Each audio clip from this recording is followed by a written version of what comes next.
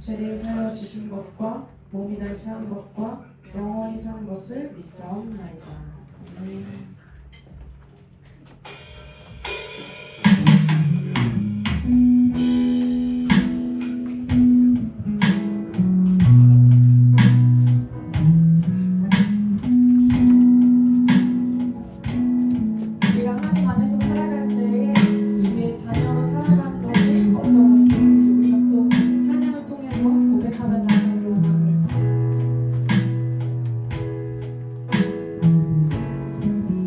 주의 자녀로 산다는 것은 주의 자녀로 산다는 것은 불 가운데로 걸어가는 것, 그 속에서 신실하게 날 지키시는 그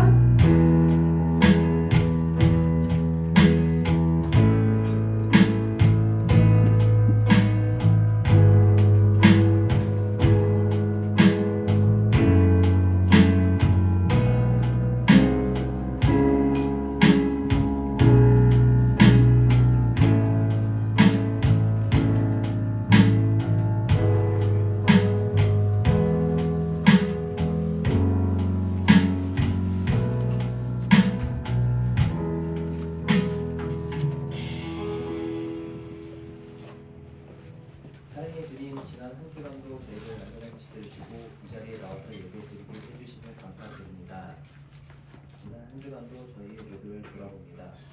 친구들과의 관계에서, 가정 안에서 세상과 타협하지 않았는지, 주님의 모두를 기억하며 따라가려고 노력했는지 고백합니다. 이 시간 고백성이 주님 동사를 주시옵소서. 오늘은 특별히 수련의 중에 있습니다. 예수님께서 보여주신 사랑이 저희 믿지 안에 넘쳐나길 원합니다. 나를 사랑하고 친구를 사랑하고 육지를 사랑하여 하나님의 사랑을 흘려보낼 수 있는 위치가 되게 하여 주시옵소서. 믿지 안에 회복과 위로가 넘쳐나게 하셔서 세상 속에서도 참된 진리를 붙드는 공동체가 될 수 있도록 인도하여 주시옵소서. 이 수련회를 준비해 주신 목사님과 선생님에게도 복의 복을 더하여 주시고 가정과 직장과 삶 가운데서도 항상 건강을 지켜주시고 축복하여 주시옵소서. 주님, 사유리 목사님께서 이 시간 새로운 공동체로 세우심이라는 제목으로 말씀을 전해주십니다.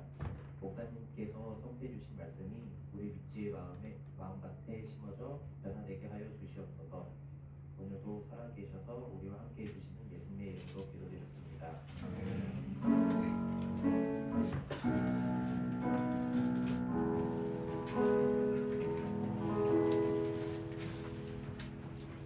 오늘 우리에게 주시는 하나님의 말씀은 에베소서 2장 11절부터 22절까지 말씀입니다. 에베소서 2장 11절부터 22절까지 말씀. 우리 말씀 본문이 좀 긴데요. 우리 한 절씩 교독하도록 하겠습니다. 그리고 마지막은 같이 읽겠습니다. 제가 먼저 읽겠습니다. 그러므로 생각하라. 너희는 그때 육체로는 이방인이요 손으로는 육체에 행한 할례를 받은 우리라 칭하는 자들로부터 할례를 받지 않은 우리라 칭함을 받은 자들이라. 그때 너희는 그리스도 앞에 있었고 이스라엘 나라 의 사람이라. 약속의 언약들에 대하여는 의인이요 세상에서 소망이 없고 하나님도 없는 자이더니 이제는 전에 멀리 있던 너희가 그리스도 예수 안에서 그리스도의 피로 가까워졌느니라. 그는 우리의 합당이시자 둘로 하나를 만드사 원수된 것도 중간에 막힌 담을 자기 육체로 하시고 법조문으로 된 계명의 율법을 폐하셨으니 이는 이 둘로 자기 안에서 한 세 사람을 지어 화평하게 하시고 또 십자가로 이 둘을 한몸으로 하나님과 화목하게 하시며 원수된 것을 십자가로 소멸하시고 또 오셔서 먼데 있는 너희에게 평안을 전하시고 가까운 데 있는 자들에게 평안을 전하셨으니 이는 그로 말미암아 우리 둘이 한 성령 안에서 어떻게 나아감을 얻게 하려 하시며 그러므로 이제부터 너희는 외인도 아니요 나그네도 아니요 오직 성도들과 동일한 시민이요 하나님의 권속이라. 너희는 사도들과 선지자들의 터 위에 세우심을 입는다. 그리스도 예수께서 친히 모퉁이 돌이 되셨느니라. 그의 안에서 건물마다 서로 연결하여 주 안에서 성전이 되어가고 너희도 성령 안에서 하나님이 거하실 처소가 되기 위하여 그리스도 예수 안에서 함께 지어져 가느니라. 아멘. 네, 오늘 말씀 제목은요 새로운 공동체로 세우심이라는 제목입니다. 우리가 어제 그리고 참 많은 일들이 있었죠. 네, 여러분들의 진면모를 볼 수 있었던 시간이었는데 그런데 그렇게 우리가 어제 했던 모든 행사들과 그 모든 내용들은 결국에 무엇을 위함이었는가? 우리가 한 공동체 안에서 서로 친해지고 이해하고 또 최종적인 목표는 서로 살아가기 위함이었다라는 것이죠. 그래서 우리가 했던 것이 멤버십 트레이닝, 그리고 우리가 어떤 사람인지에 대해서 우리가 서로에 대한 이해를 넓히기 위해 하나님은 어떤 분이신지를 알아왔다라는 것입니다. 그러면 오늘 말씀 계속해서 에베소서 말씀을 전하고 있는데 오늘 말씀 가운데 우리에게 명확하게 그리고 계속해서 전하고 있는 교훈은 무엇인가? 하나님의 말씀은 무엇인가? 하나님께서 우리를요 새로운 공동체로 세우셨다라는 겁니다. 이전의 나의 삶과 이전의 나의 생각들과 이 세상에 있는 그 어떤 공동체들과는 비교할 수 없는 공동체 가운데 그리고 나의 삶 가운데 이제는 나를 새롭게 세우셨다라는 것이죠. 그러면 이 말은 어떤 의미가 있는가? 내가 이제는 할 수 있게 되었다라는 거, 그리고 이제는 내가 무언가의 내 삶의 의미를 찾게 되었다라는 거, 그리고 나의 삶의 방향성을 찾게 되었다라는 것이죠. 그러면 내 삶의 방향성과 내 삶의 의미가 어디에 있는가? 바로 이 예수님께서 세우신 이 새로운 공동체를 이루어감에 있다라는 것입니다. 그러면 왜 우리는 이런 공동체를 세워 나가야 하고 왜 우리는 이 공동체 안에 있는 걸까요? 왜 공동체를 이렇게 중요시하게 생각하느냐라는 질문을 우리가 가져야 하는데 그 질문에 대한 답이 바로 오늘 본문 말씀에 있습니다. 뭐라고 말씀하시는가? 그러므로 이제부터 너희는 외인도 아니요 나그네도 아니요 오직 성도들과 동일한 시민이요 하나님의 권속이다 라고 말씀합니다. 결국 여기서 하나님의 권속이라는 말이 좀 어려운데요. 하나님의 권속이라는 말은 우리가 하나님과 같은 편에 섰다라는 거예요. 하나님을 머리로 두고 하나님의 뜻에 따르는 동일한 하나님 편의 사람들이다라는 것이죠. 그러면 우리에게 뭘 이야기를 하고 있는가? 이제는 내가 지금까지는 그리고 이전까지는 내가 하나님을 몰랐을 때 예수님을 몰랐을 때까지는 이제는 예수님과 하나님과 원수가 된 사이였고 내 삶에 아무런 희망도 없고 어떤 방향성도 없고 의미를 찾을 수 없었지만 내가 예수님을 알므로 그리고 예수님께서 나를 찾아오심으로 나와 함께 하심으로 우리는 무엇을 겪게 되는가? 내가 이제는 하나님의 편에 섰구나. 내가 이제 하나님과 함께 할 수 있게 되는구나. 내가 하나님과 이제는 한 공동체를 이루었구나 라는 것을 이야기합니다. 그래서 우리가 이야기하는 이 새로운 공동체는요, 우리가 공동체를 생각해 봤을 때 무언가를 중심으로 뭉치게 됩니다. 그렇죠? 우리가 대인관계에서 어떤 조직에 들어가거나 아니면 어떤 다른 사람들과 함께 할 때는요, 반드시 리더가 생겨요. 그 공동체를 어떻게 보면 주도하는 사람들이 생기게 되는데 그것을 중심이라고 할 수 있겠죠. 그 리더를 중심으로 뭉치게 된다라는 거예요. 그러면 우리는요, 그럼 어떤 공동체를 살아가고 있는가? 예수님을 중심으로 모인 공동체다라는 거예요. 예수님이 우리의 리더가 되시고요. 우리가 무엇을 해야 하는지, 그리고 우리가 어디로 가야 하는지, 그리고 우리는 어떻게 해야 하는지, 우리는 우리 서로를 어떻게 바라보고 대해야 하는지를 이 예수님을 중심으로 생각하고 예수님이 말씀하신 대로 이 공동체를 세워가는 조직이 바로 교회다라는 것이며 또 우리가 있는 이 고등부 공동체다라는 겁니다. 그래서 우리는요, 이게 참 중요한 의미가 있는데 이전까지 우리가 어제까지의 말씀 가운데서는 무엇을 중심으로 이야기했는가? 하나님은 어떤 분이신지, 예수님은 어떤 분이신지, 그리고 예수님은 우리에게 무엇을 주셨는지를 계속해서 다뤄왔죠. 그러면 우리가 그런 것들을 얻었을 때 예수님이 그런 분이시기 때문에 이제 우리는 예수님과 함께 살아가야 한다라는 거예요. 내가 예수님과 함께 살아가야 하고 예수님과 함께 있는 편이구나. 예수님이 뜻하신 바가 내 삶의 의미가 되고 내 삶의 목표가 되어야 하는구나 라는 것들을 정의를 했다라는 것이죠. 그러면 오늘 말씀 가운데서 우리가 생각해봐야 할 것, 그럼 예수님이 우리에게 무엇을 원하시냐라는 거예요. 예수님 진정으로 나에게 무엇을 원하시고 우리에게 명령하시는 바는 무엇이며 그럼 우리가 직접적으로 어디로 가야 하는지를 오늘 말씀에서 이야기하고 있습니다. 그래서 예수님이요, 왜 그러면 우리의 리더가 되시는가? 왜 우리는 예수님의 중심으로 뭉치게 되는가? 그 이유는요, 예수님께서 우리를 하나님과 화해하게 만드셨기 때문이며 또 예수님께서 우리가 온전히 살아갈 수 있도록 예수님과 연합할 수 있도록 하나님과의 그 백성으로서 살아갈 수 있도록 우리에게 도움을 주시고 예수님을 통해서만 하나님께 우리에게 나아갈 수 있기 때문에 온전히 우리는 예수님을 중심으로 살아가는 사람들이다라는 거예요. 그래서 우리가 그리스도인이라는 말을 하잖아요. 그 의미가 거기 있다라는 거죠. 예수님을 중심으로 살아가는 사람들, 예수님을 위해서 살아가는 사람들이 그리스도인이다라는 거예요. 그래서 우리는 그런 삶을 살아가야 한다라는 겁니다. 그러면 우리가 그리스도인으로 살아갈 때 우리에게 반드시 나타나야 하는 것이 있는데 그것이 무엇인가? 사랑함입니다. 왜냐하면 이거는요, 지상 명령이에요. 우리에게 명령하신 거예요. 하나님이 내가 너희를 사랑한 것 같이 너희도 서로 사랑하라라는 그 말씀이 우리에게 직접적으로 전해지고 있다라는 것이죠. 그래서 우리는요, 서로 사랑해야 합니다. 그런데 이게 우리가 여러분들도 잘 아시겠지만 서로 사랑하는 게 쉬운가요? 쉬워요? 사실 어렵습니다. 정말 어려워요. 제가 그걸 어디서 느꼈냐면 제 동생을 보면서 많이 느꼈어요. 네, 4살 차이 나는 동생이 있는데 정말 사랑하기가 쉽지 않았습니다. 가족인데요. 어떻게 이렇게 나와 다른지, 어떻게 이렇게 나를 분노하게 하는지 이런 생각들이 많이 들 때가 많거든요. 그러면 진짜로 나는 가족인데도 불구하고 과연 내가 동생을 진짜로 진정으로 사랑하나 이런 생각이 참 들 때가 많았다라는 것이죠. 그런데 우리에게 그렇게 사랑하라고 이야기를 해요. 그리고 그냥 사랑하라는 것이 아니라 하나님께서 나를 사랑하시듯이 내가 다른 사람을 사랑해야 한다는 것이죠. 이게 여러분 이 말씀이요 사실은 우리에게는요 불가능합니다. 나에게 사랑할 수 있는 마음조차 없고요. 그럴 수 있는 능력조차 없고 내가 그렇게 사랑하고 싶은 생각조차 없는 게 우리들이다라는 거죠. 나를 미워하고 나를 공격하고 나를 핍박하는 그 사람을 어떻게 보면 우리는요 사이다, 복수 이런 것들을 이야기를 하잖아요. 그런데 그런 사람들마저 우리는 사랑해야 한다라는 것이죠.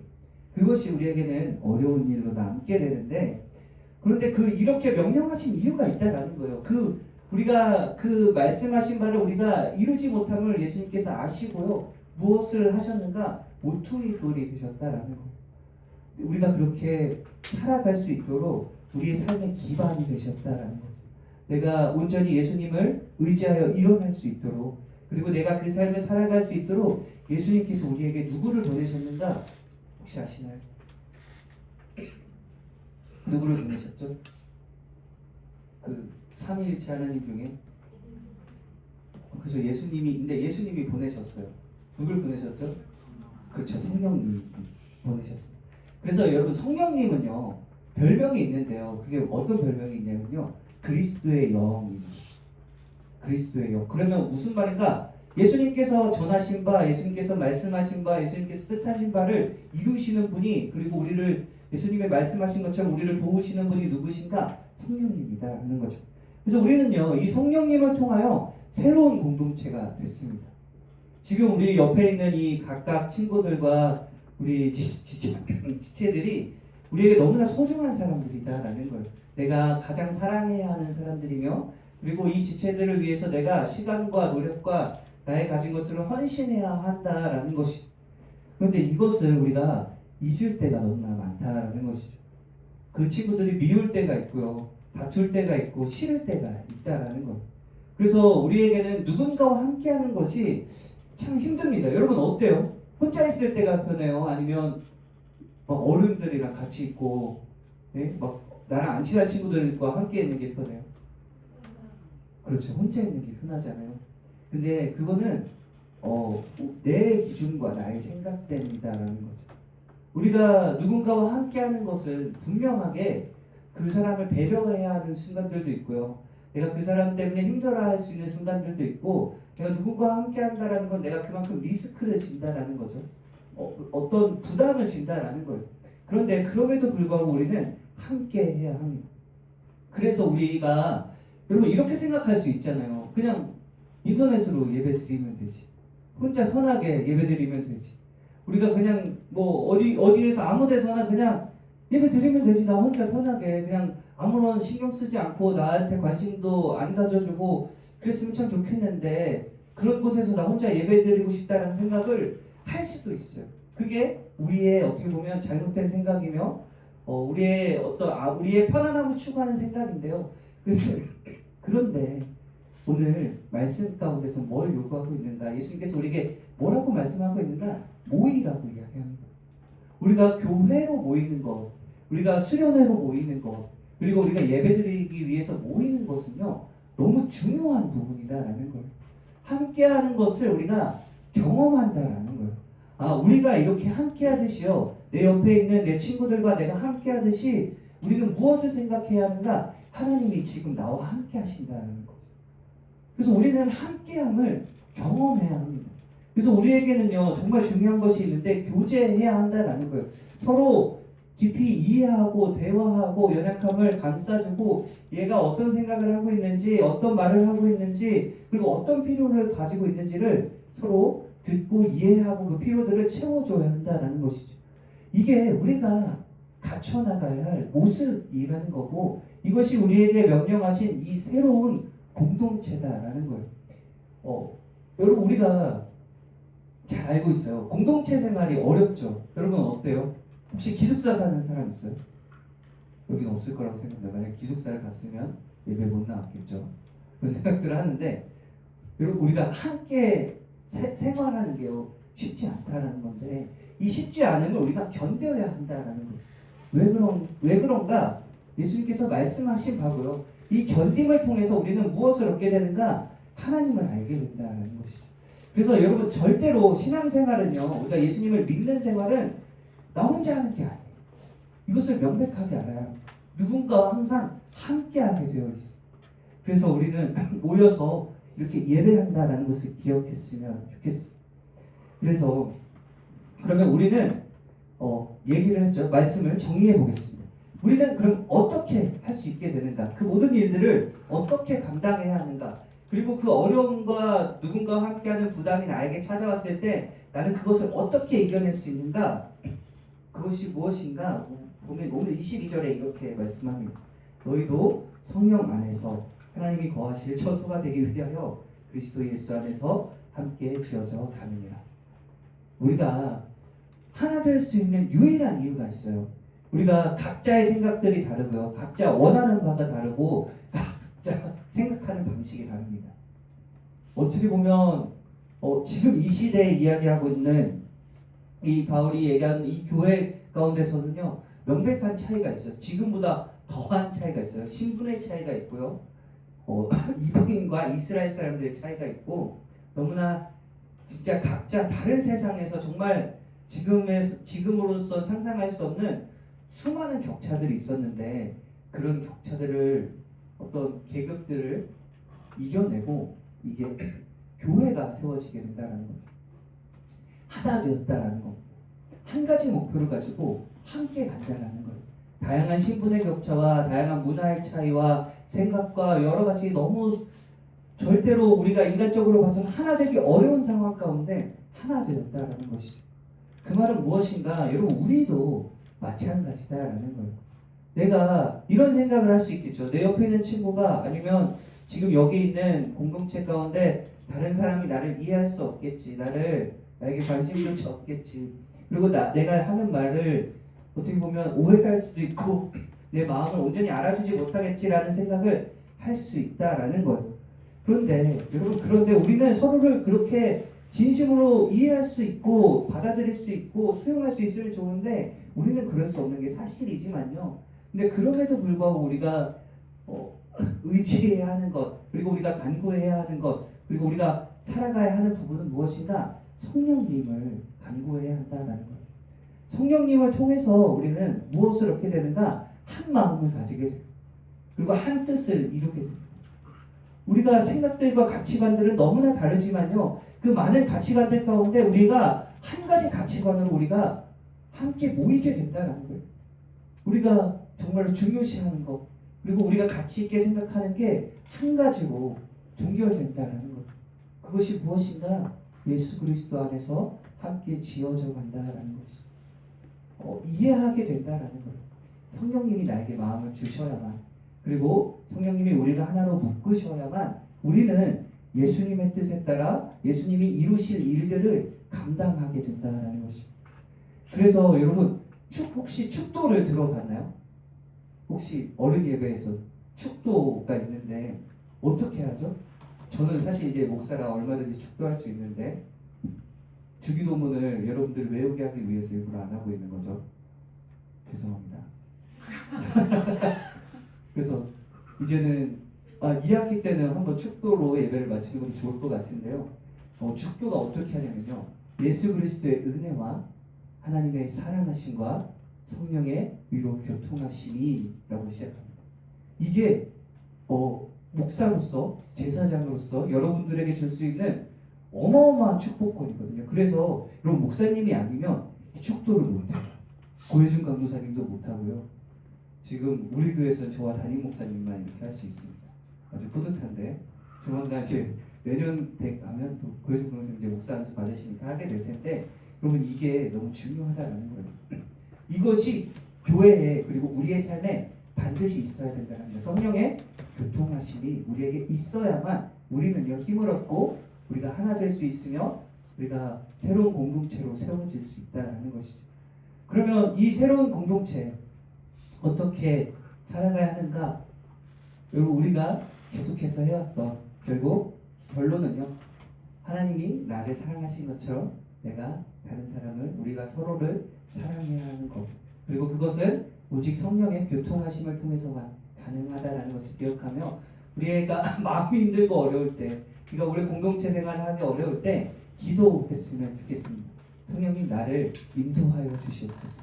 성령님 나를 인도하여 주시옵소서. 나의 마음을 변화시켜 주시옵소서. 라는 기도가 우리에게 있어야 함을 기억하는 저와 여러분이 되기를 예수님의 이름으로 축원합니다. 기도하겠습니다.